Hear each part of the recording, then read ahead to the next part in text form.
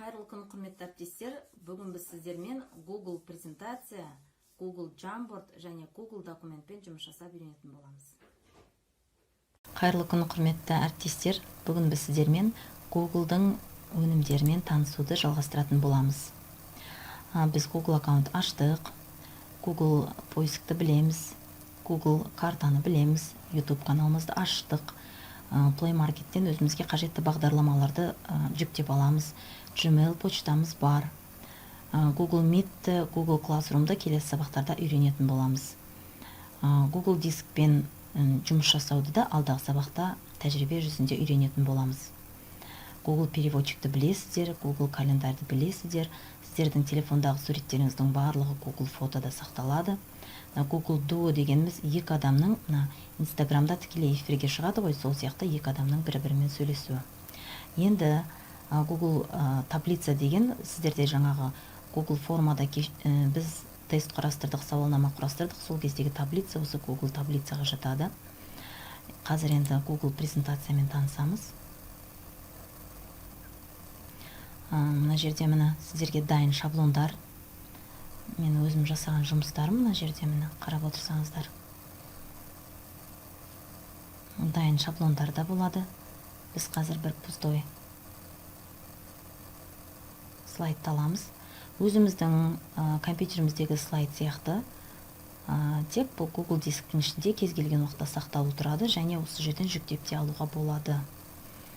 Бір артықшылығы, бір әріптес емес, бірнеше әріптестер отырып, ақылдаса отырып, 2 немесе 3 әріптес отырып, бірлесе жұмыс жасауға болады, ақылдаса отырып. Мына жерде чаты бар өзінің, сол жерде жазып, бір-бірін толықтырып, ақылдаса отырып, креативті презентация жасап шығаруға болады. Мысалы, мына жерде кәдімгідей жасай бересіздер.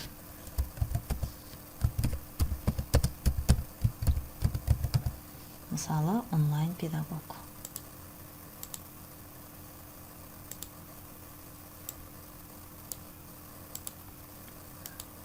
Түсін өзгертіп қойсақ болады. Жерде. Бірінші сабақ деп. Өзіміздің кәдімгі презентацияда жазған сияқты жаза берсеңіздер болады, және мына жақта шаблондары бар. Шаблондарды өзгертіп отырсаңыздар да болады. Міне. Түрлі шаблондар бар. Сол шаблондарға қойып өзгертіп отырсаңыздар да болады. Мына жаққа слайд қосып, ары қарай жасай бересіздер. Қосымшадағы жұмыстар жасай бересіздер. Міне файл деп, скачать деп жүктеп алсақ та болады. Microsoft PowerPoint деп PowerPoint-пен өзіміздің рабочий столымызға жүктеп алсақ та болады. Жұмысымызды жасап болғаннан соң.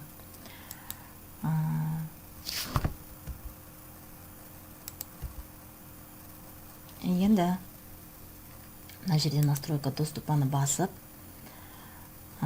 біз сохранить деп доступ берсек болады. Мысалы, кіммен бірлесе жасағымыз келеді. Сол кісілердің жаңағы шақырып, мысалы, мен Шатемірқызы Ақмарал деген әріптесімен бірге презентация жасадым. Өткенде екеуміз бір креативті презентация жасадық, бір жобаға бірге қатысып. Міне осы кісінің Gmail почтасына мен отправить деп отправить батырмасын басамын да, ол кісіні осы презентацияны бірге жасауға шақырамын. Және ссылкасында ссылканы көшіріп, ссылка күйінде жіберсем де болады ол кісіге. Электронный почтаға жіберуге болады, болмаса осы ссылканы ол кісінің WhatsApp-на не Telegram-на жіберсем болады. Ол кісі сол ссылка арқылы қосылады да, бірлесе мына презентацияны жасайтын боламыз. Бір артықшылығы осы. Және түрлі креативті мына инструменттердің барлығын пайдалана отырып, креативті презентация жасауға болады. Және мына чатты қоссаңыздар, ол кісілермен бірге отырып, жаңағы ақылдаса отырып жұмыс жасауға да болады екен. Енді презентация бізге түсінікті болды деп ойлаймын. Презентация жасаған кезде бір-бірлерін тәжірибе алмасу кезінде үйрене бересіздер. Міне мына жерде түрлі ұстаздардың жасаған, бірге жасаған презентациялары. Қарап отырсаңыздар. Мына жерде қызықты математика деген менімен бірге бір оқыған ұстаздарымыздың жұмыстары міне. Өздерінің марафондарын міне жарнамалаған. Қызықты математика марафоны, ол марафон не береді, жалпы марафон қалай өтеді деп осы Google презентацияда жасаған жұмыстары.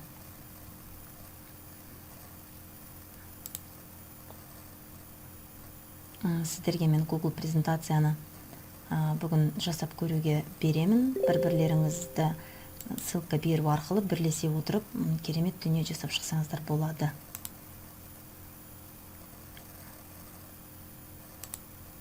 Мысалы, онлайн мұғалім бол деген өткен марафонда біз осындай бірге отырып осындай креативті презентация жасап шықтық. Міне, осылайынан бірлесе жасасаңыздар болады.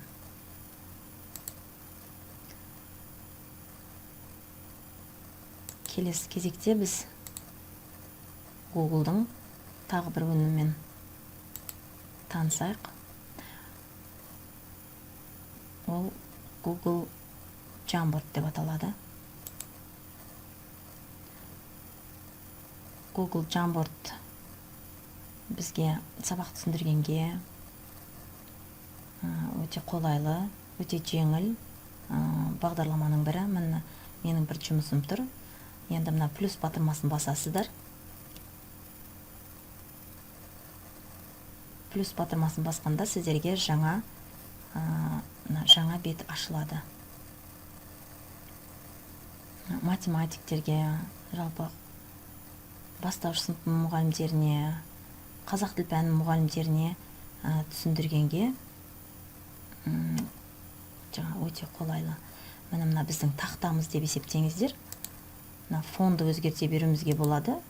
Мына дәптердің клеткасы сияқты болмаса, арба жол сияқты қып өзгертуге болады екен.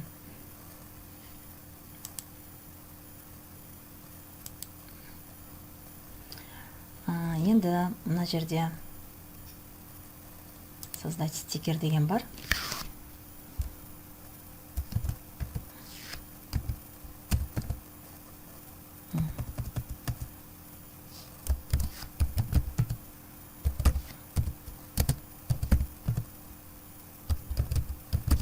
Сабақтың тақырыбы деп, бүгінгі сабақтың тақырыбын жазып қойсаңыздар болады.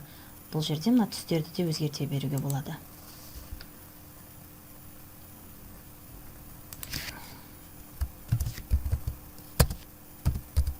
Мысалы, зат есім дейік.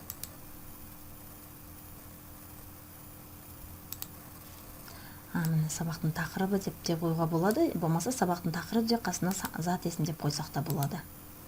Өшесілайық. Міне бүгін біздің сабағымыздың тақырыбы, оны көлемін өздеріңіз қалауларыңызға қарай өзгерте бересіздер. Бұлай да өзгерте берсеңіздер болады.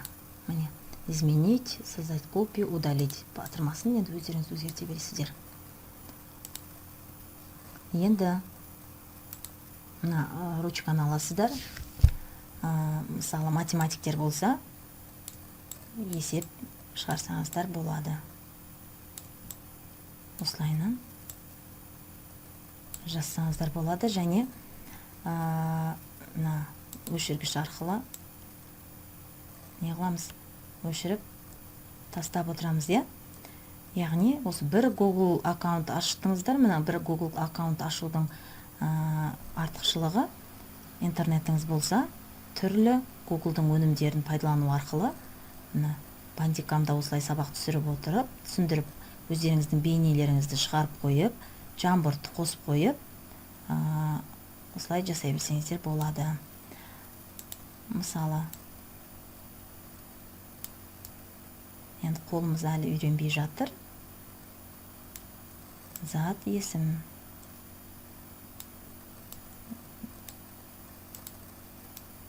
зат есімге мысал зат есім деп мысалдарын келтірсек болады екен.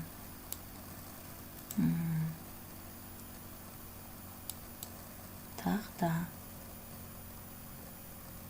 Қолымызды үйретіп алуымыз қажет екен.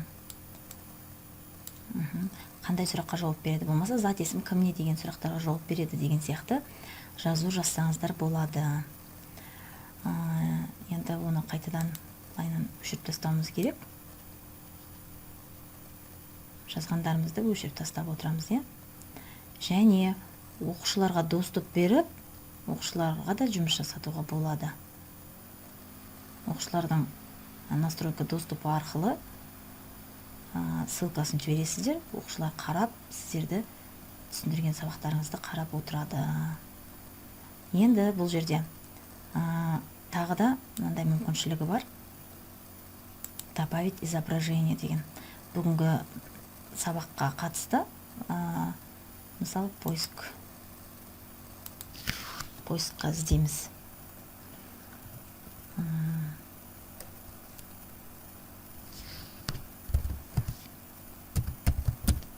Мұғалім деп іздеп көрейік. Бізге міне мұғалімнің суретін шығарып береді,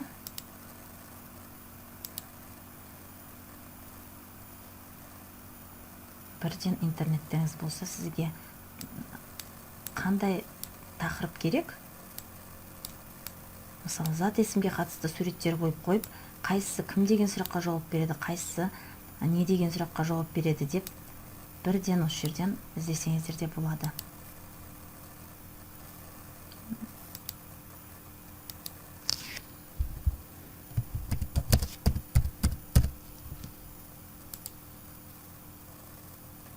Мысалы, мына жерде зат есім деп мен зат есімнің ережесінде бірден осы жерге қосып қойсам болады.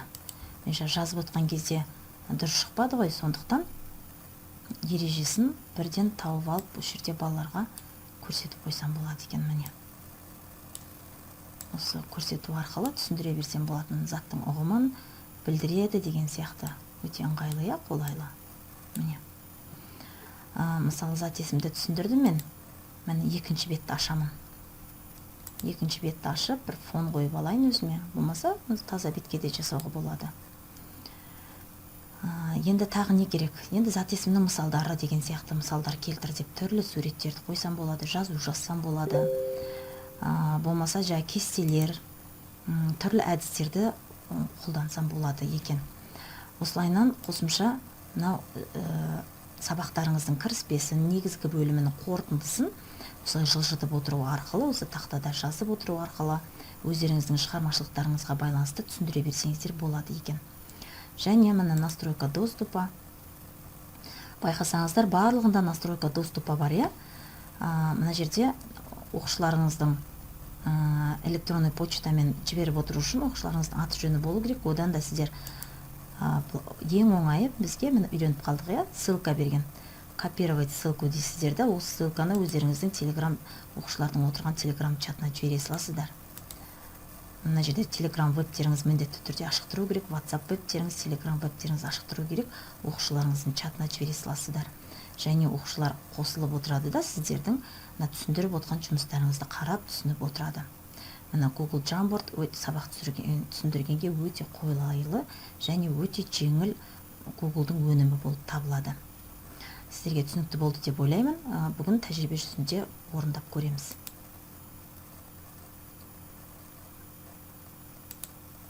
Бұл сіздерде міндетті түрде сақталып қалады, жойылып кетпейді. Сіздердің жасаған жұмыстарыңыз өздеріңіз өшіргенде ғана кетеді.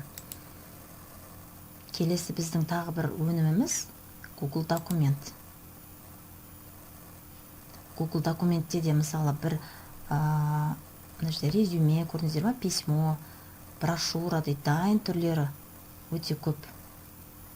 Мына Google форма. Мына жерде мен алдыңғы марафонға қатысқан ұстаздарға доступ беріп, өздеріне мысалы жаздыртқанмын. Мына жерде өздерінің аты жөндерін, жаңағы имидж қалыптасты ма, бандикамды орната алды ма, Camtasia'ны орната алды ма деген сияқты өз аты жөндерін осылайынан жазып толтырып шыққан болатын. Міне. яғни сізде ссылканы жіберіп қойсаңыз, мұғалімдеріңіз өздері жазып шығады, болмаса оқушыларыңыз сіздер жазып отырмайсыздар, өздерінің данныйларын өздері жазып шығады. Өте қолайлы. Енді ол сіздердің өздеріңіздің шығармашылықтарыңызға байланысты. Мысалы, новый документ. Міне, новый документ ашылды. Мен сіздерге мына жерде доступ беремін. Мына жерде документтің атын сохранить ету керек еді. Міне, разрешить дейміз. Мына ссылканы копировать етемін да, мен мысалы сіздердің топтарыңызға жіберем.